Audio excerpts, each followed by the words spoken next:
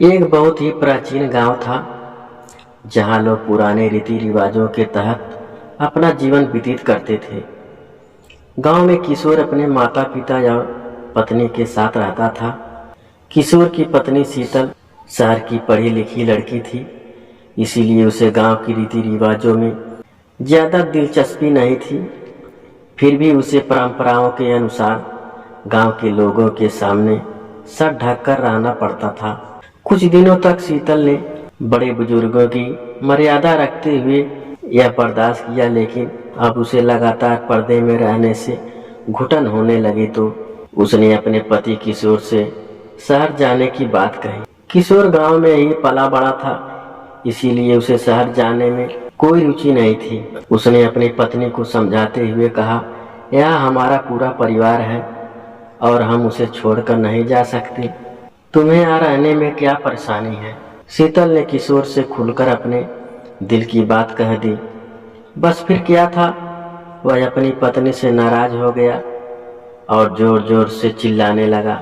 किशोर की आवाज़ सुनकर उसके माता पिता भी कमरे के अंदर से आ गए और जैसे ही उन्हें सारा मामला पता चला तो और उन्होंने भी अपनी बहू को भला बुरा कहना शुरू कर दिया।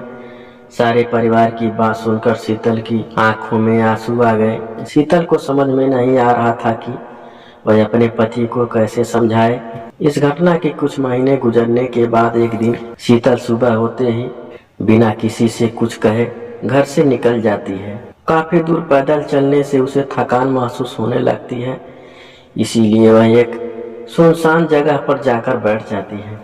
घर पर जैसे ही किशोर को पता चलता है कि उसकी पत्नी कहीं चली गई है तो वह सारे गांव में शीतल को ढूंढने निकल गया।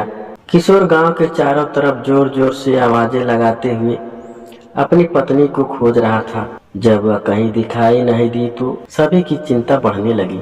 लेकिन इसी बीच एक बुजुर्ग व्यक्ति गांव वालों से आकर बताता है कि इस गांव की एक महिला रास्ते में एक सुनसान जगह पर अकेली बैठी है। यह बात सुनते ही किशोर तुरंत उसी तरफ दौड़ लगा देता है।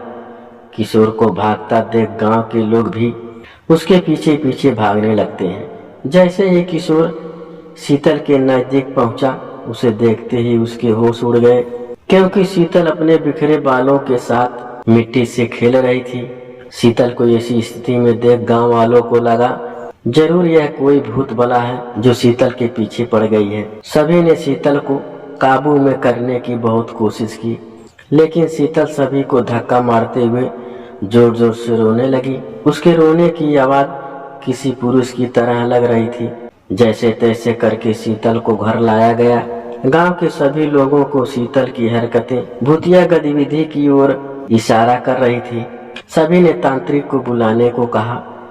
किशोर ने अपने कुछ रिश्तेदारों की सलाह से एक जाने माने तांत्रिक को बुलाया।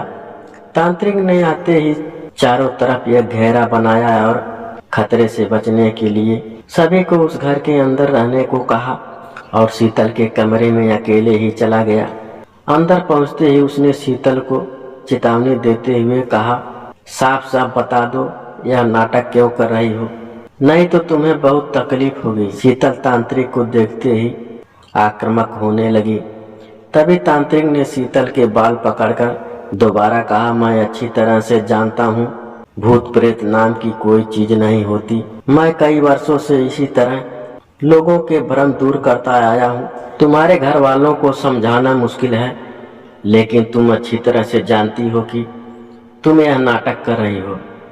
तांत्रिक की बात सुनते ही शीतल की आंखों में आंसू आ गए और उसने रोते हुए अपना झूठ कबूल कर लिया। शीतल ने तांत्रिक को बताया कि वह शहर की पढ़ी लिखी लड़की है, उसे ज्यादा बंधनों में रहना पसंद नहीं। उसने कई बार अपने पति से यहाँ से दूर चलने को कहा, लेकिन जब वह नहीं माने तो मजबूरी में आकर उसने चुड़ैल चढ़ाने का नाटक किया था ताकि वह अपने मन मुताबिक जी सके। दरअसल तांत्रिक एक वैज्ञानिक था जो कई सालों से भूतों के नाम पर फैली हुई अफवाहों की सच्चाई देखने के लिए रिसर्च कर रहा था और उसी वजह से अपनी तांत्रिक वेशभूषा अपनाई थी। उसने शीतल को सबके सामने चुड़ैल की हकीकत बताते हुए माफी मांगने को कहा। जैसे ही गांव वालों को पता चला कि शीतल अपने परिवार के सामने सिर ढकने से बचने के लिए चुड़ैल का ड्रामा कर रही थी, तो उन्हें आज से पहले गांव में हुई सभी भूतिया घटनाओं पर संदेह होने लगा। तांत्रिक के समझाने पर शीतल के घर वालों ने उसे उसके पति के साथ शहर जाने की इजाजत दे दी।